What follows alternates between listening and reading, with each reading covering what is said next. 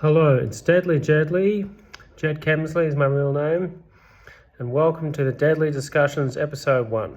So I thought I'd do a video maybe each day or every other day or however often I feel like it, me talking about things. So let's get the obvious stuff out of the way. I'm 39 years old, single, and I live in Mittagong in the Southern Highlands of New South Wales, Australia. Now, if you're watching this from America or England or any other country, you can probably tell my Australian accent, although, you never know. Accents these days are so, they're so widespread and mixed up these days that you can never really tell where someone's from by the sound of their accent. So you've got to be careful when thinking things like that. So, thinking things, I just thought of it as I said it. Thinking Things was an old Apple Mac educational game that we had at my primary school, Jibgate. And you had to do puzzles, and it was a pretty fun game, those Thinking Things games. And you had to solve puzzles and sort of get to the end of the levels and get to the end of the game. I think there was Thinking Things 1, 2 and 3 on the old Apple Mac computers. So I think what else I wanted to talk about at the start, because I was thinking about it at the end of work today, was the Commodore Amiga computers. Now, anyone who's sort of aged in their 40s or 50s or even late 30s like I am, nearly 39 in a couple of months, is the Commodore Amiga computer range. And what they were computers that existed between 1985 and 1995 that came from England. The Commodore company was English, and they released a whole lot of computers in about a 10-year span. It was about a decade they were around for, until Commodore went bankrupt in about 1995. And we had them at work. Dad had the Amiga 1000, the Amiga 2000, and the Amiga 4000 for his work. And I used to learn how to use computers on those. That's how I learned how to type, using the word processor, and I played games. But there's this one game where it was like a space game where you had to shoot a dot through a maze and get to the other side of the screen. So it was two-dimensional. I used to play it over and over. And then there was another game where it was called Deluxe Hamburger or something, where you had to use a bottle of sauce to shoot down the hamburger buns and the milkshakes that were the enemies that used to fly across the screen at you. And you couldn't get hit by them or you'd lose a life. So the Amigas were huge. And what else Dad used to do? We used to know the local news agency owners in Bowral. Now, Bowral is the biggest town in the Southern Highlands. That's where I usually go when I want to get away from it all and have a coffee. So we used to know the news agency owners there, and they had piles and piles of unsold back issues of Amiga magazines for the computer system. They were like Amiga Power, Amiga User, CU Amiga, like the letters CU Amiga, which stood for Computer User Amiga, I think. And we used to get those magazines, and they came with floppy disks on the front. Now, anyone who is old enough remembers the blue floppy disks, which would hold 1.44 megabytes. And they used to come on the front of these magazines we'd get from the back storeroom of the news agency off the guy, because we knew him. And I used to play the games on these floppy disks, like demos, program demos, all sorts of demos, not full versions of programs because they wouldn't fit on the floppy disk. You'd have to buy those separately and then come on maybe half a dozen floppy disks for the full versions of the programs and the games. So Amigas were kind of a big part of my life for about 10 years. Well, not that long, because we got them in about 1990 when I was about 3 years old. And we used them until about 1996 when Dad switched to the Apple Mac. But back to the Amiga. So I learned how to type pretty fast on those old beige keyboards with the big chunky keys on them, not like the flat keyboards now, like on my MacBook Pro or whatever, or any other type of new keyboard these days. Keys have gotten a lot flatter on keyboards, and I think the reason for that is people are getting better at typing overall, and they don't need the chunky keys that we used to have. Because like the chunky keys would make a clicking sound, like you'd press down on the keyboard, like on the key, like say you wanted to type a name like Jed Kemsley. I just typed it then in the air. On the old keyboards, which had chunky keys, they'd make a mechanical clicking sound, and you could hear the feedback. So maybe people who didn't look at the keyboard, they looked at the screen as they typed, could hear the keys clicking. They knew they were pressing the right keys or something. Plus, they were chunkier, so you really had to push them down to make the letter come up on the screen, on the keyboard, using the keyboard, that is. Nowadays, flat keyboards are all the rage. Everything's like Microsoft Surface. The new MacBook Neo by Apple is all flat keyboard. Everything's flat when it comes to keyboards, right? And I can still type fast on them, but probably I miss the old style keyboards a bit. So what else was there? So those Amiga computers lasted us probably 6 years. We got them in about 1990 through 96, about 6 years we used them for. So what else is going on? I'll talk a bit about, what I know is going on in current events. So there's this war in Iran, which you hear on the news every single night and on the radio, and the news updates. I listen to the radio at work. Now, I think this is going to be a real test of Donald Trump's strength and integrity and discipline to try and bring an end to this war before it really gets out of hand. Because don't forget, he's got the war in Ukraine and the war in Gaza to deal with. And so this is the third war. This is the third war going on at the moment. The Ukraine, Gaza, and Iran now. So if I was Donald Trump, I'd be trying to, not divide my attention up too much onto one of them. He's got to deal with all of them, so it's up to Donald Trump. Now, I like Donald Trump. I like the guy. I'm probably going to get a lot of people saying, did you just say that? But, I do like Donald Trump. I think he'd be a good person to have a round of golf with. I'll leave it at that. I don't know him personally, but who knows, maybe I'll meet him one day. So, I'll tell you a bit about what I do for work. I work at a garden centre in the area, in the Southern Highlands. I make wooden pallets, electrical cables. I do recycling down at the recycling station at the nearby marketplace sometimes. I do book packaging. I do nursery work, helping people, carry soil to their cars, bags of soil to their cars from the nursery centre. And then today I did a lot of gardening. I was out on the road mowing lawns and whippersniffering, doing all that sort of work. So I do a lot of varied tasks, a lot of varied jobs in my line of work. And I used to be a journalist, right? And I won't talk about this too much because people will go like, oh, you're talking about what you used to do for work. But what I used to do for work, I finished high school and I started working at the local newspaper literally like a week after I finished my high school exams. So I finished my high school exams and I was at the newspaper. I was a journalist. And I admit, it was pretty tough for 6 years, for me to get the hang of it because I wasn't a natural journalist. Talking to people didn't come easily for me back then. I find talking a lot easier now these days, like obviously look what I'm doing right now. But, it wasn't always easy for me at the newspaper to write stories and take photos and interview people. That was my job for about 3 years and I became sub-editor for 3 years. So it was like half of my time there was as a journalist, half as a sub-editor. And it was called the Southern Highland News. And it was a great little newspaper, but these days it's kind of gone. What's it gone? It's gone online and work from home largely. People send stuff in, to run photos and things in the paper. It still comes out in print, but it only comes out once a week. And a lot of people think it should come out like it used to, 3 times a week. But, that's the way the media industry is going, I guess. Newspapers aren't dying. They'll never die off completely. But they go through phases, I suppose. Best way to put it. Now, what else? I wanted to talk about Britney Spears, right? Because Britney Spears is like a hero of mine. For some reason, I first heard her music when I was in high school because we were meant to dance to one of her songs. And the teachers started playing the song on the overhead speakers. I think it was Baby One More Time. And they stopped it like half a minute in. And all of us kids said, what's going on? We're dancing to Britney Spears now or something, right? And then the teacher said it wasn't danceable. You couldn't dance to that music. I said to the person next to me, like the guy next to me, or the girl next to me, I said, Britney Spears is a dancer and we can't dance to her music, right? What's going on here? The teachers must have just not liked Britney Spears. So I don't know if this happened in like classrooms in any other parts of the world where you started to dance to Britney and then it got cut off because maybe they thought it was not appropriate or something. Like, Hit Me Baby One More Time. Is that like we were about 12 years old or something, or 13 or 14 years old when this would have been happening at school, at my high school, which was Chevalier College. I went to Chevalier College, which is, I should say, a co-educational, so girls and boys, Catholic high school in Burradoo, Southern Highlands, New South Wales.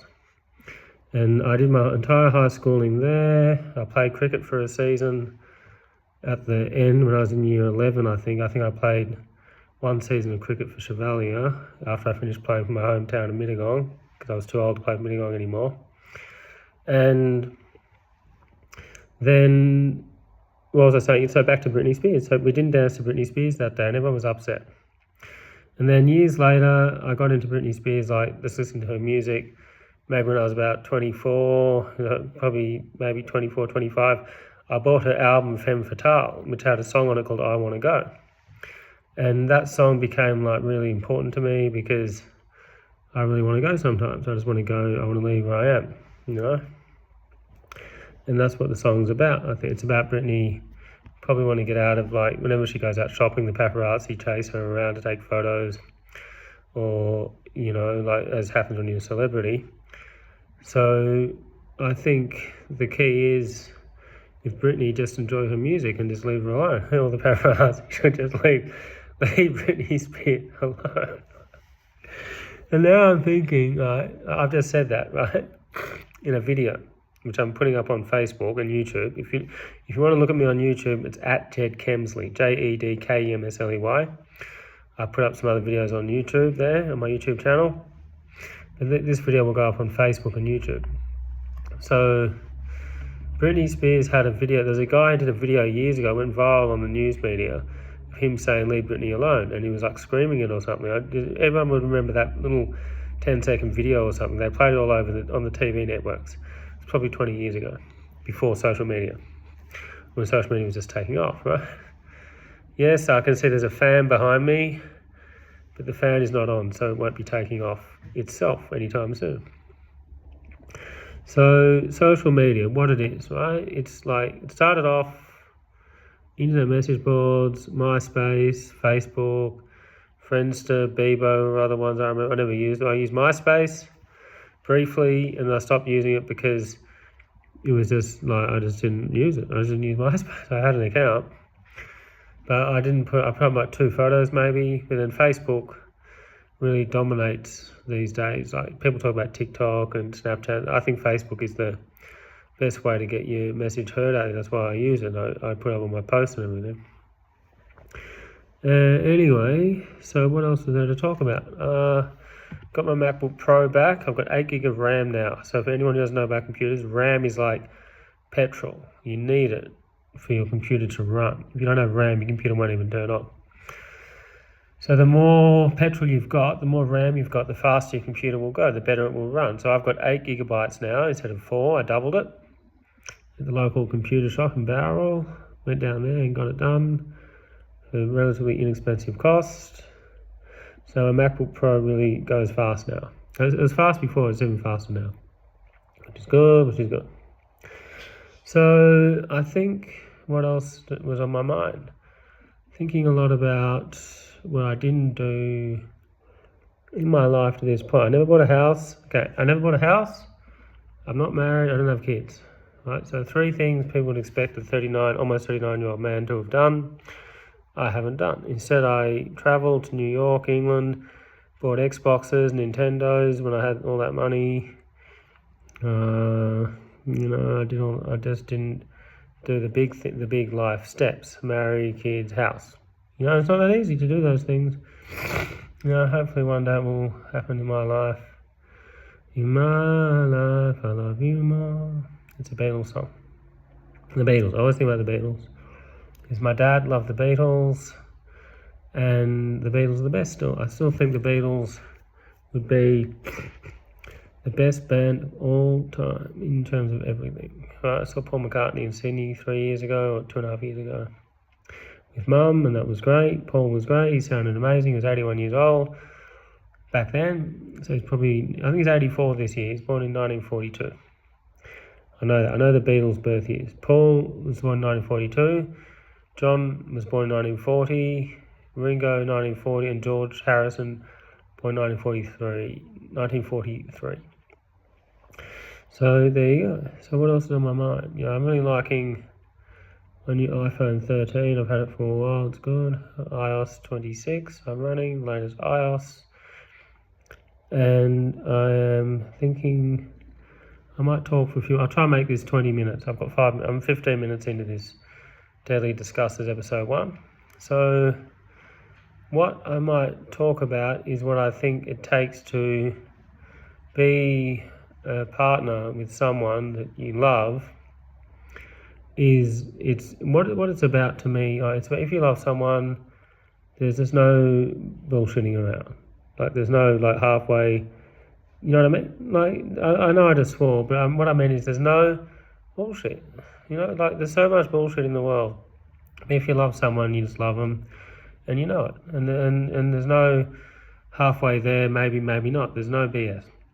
And that's the way it would be. Right? That's the way it goes. And I think, you know, if I love someone, then and they love me, maybe, then things will work out in time. You know, it's just a matter of working, saving that money, drinking that coffee, going on Facebook sometimes and putting up videos like I'm going to do now when this one's done. And I'll just keep talking. There's a Pink Floyd song called Keep Talking, right? And the key to life is like the more you talk, the better it gets. So you just got to talk. That's what I'm doing now, talk. Pink Floyd, another great band. You know, they started in '65. So I mean, and I think they're not together because Roger Waters, David Gilmour had another argument. But maybe they'll be back. And one of their members passed away, or a couple of members passed away. I think the drummer and the keyboardist.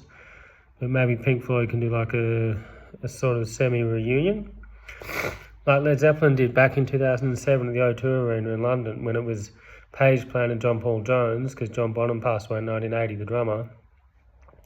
So music is life. Music is life, I think. You can't beat good music. Now, so I'll tell you something funny, right? There's a real estate agent in Mittagong who I saw him a while. His face is on the billboard outside the front of Highlands Marketplace. And his name is Rick Mooney. Now, Rick Mooney is Ray White, which is a real estate chain here in Australia. He runs Ray White Mittagong. And I went into his agency maybe a year ago. I said, Rick, if I had money to buy a house, which house should I buy? And he goes, don't buy a house now. It's not a good time to buy it because house prices are inflated or something like because of the economy. Anyway, I never bought a house off him. End of the day, I'm saving a little bit of money each week in my bank account. I've got some money in a trust fund, which is managed for me by an government agency. I won't go on about that. It's just a matter of working and just keeping it going, work's going really well. And I've still got 2 minutes, so I'll talk for 2 more minutes. I will say, well, you know what? What else is on my mind? I think I might go have a coffee after this, a white coffee. You know, usually I drink black coffee in the morning, white coffee at night. And you can't beat a coffee. Like when I went to Barrel on last Sunday, I had 3 lattes or 4 lattes or something. I just kept drinking coffee, cafes, right? It's like this. I'll say something funny, right? Okay, this is for you. I will say, when people go down to Highlands Marketplace, they go to the cafe for a coffee, they get a coffee, newspaper, lotto ticket. That's it. That's what I would do. I would go and get a coffee, a newspaper, and a lotto ticket at Highlands Marketplace. I would do that if I had the chance to go down there. I've got to work, I've got to keep working, and I've got to work. Oh, you gotta work. Remember that song? Well, work. Sometimes I start to sing, right? I sing randomly, but I don't really sing whole songs. I sing snippets of songs. Like, you know, actually there's a bit more I want to talk about, so maybe this will go for a bit longer. So, you know, what was it? Work Bitch is what Britney Spears says. One of her albums is called Work Bitch. And it's about working, right? Because she works. Britney Spears works. She works very hard at her job. She's a brilliant. It's funny. She was like 17 years old, and she burst onto the scene with Baby One More Time in 1998 or 1999 or something. One of those years. Then she did Oops, I Did It Again. Then she did Toxic. Then she did a whole lot of other songs, and she keeps on going on and on and on and on and on. And thank God for Britney Spears, you know. She's good, she's good, she's good, she's good, she's good. Anyway, maybe I will close this now and go and get a coffee. So I've spoken for about 20 minutes. If you watched this far, made it to the end, thank you. You have my gratitude, and I will probably do another one of these soon when I think of more things to say. And there's always more to say, isn't there?